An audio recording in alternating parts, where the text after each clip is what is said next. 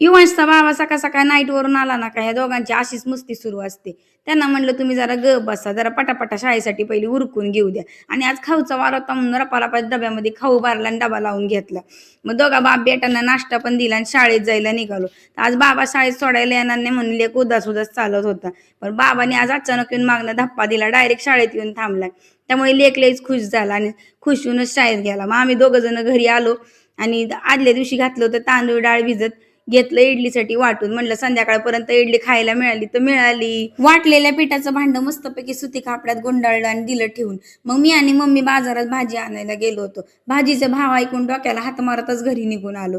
आणि आजीवासला शाळेतून आणायला त्याचा आबा गेला होता. आणि आजोबा नातवावर आल्याला मम्मीने तडीच घेतली होती. शाळा सुटून एवढा उशीर झाला, तुम्ही दोघं जण एवढ्या वेळ होते तरी कुठं. संध्याकाळी मग मस्तपैकी इडली आणि सांबार बनवला. माझ्या घरातले दोन बोके बघा कसं चुरून चुरून इडली खायला लागले होते इथं.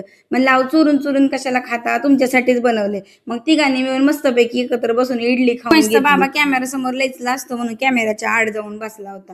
मग नंतर इवांशला नेऊन सोडला मम्मीकडं, कारण आम्ही चहा प्यायचं विसरलो ना घरात. म्हणलं चला तेवढाच बहाणा करून एक राऊंड मारून येऊन मस्तपैकी चहा डोसून आलो.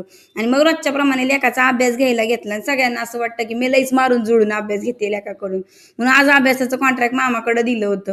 पण थोड्या वेळाने मामाला सुद्धा कळलं भाच्याची नाटकं बघून काय याची आईस याला मारून जुळून अभ्यास करून घेते. चला तर मग आजच्या पुरती इतकंच. Tata bye bye, good night.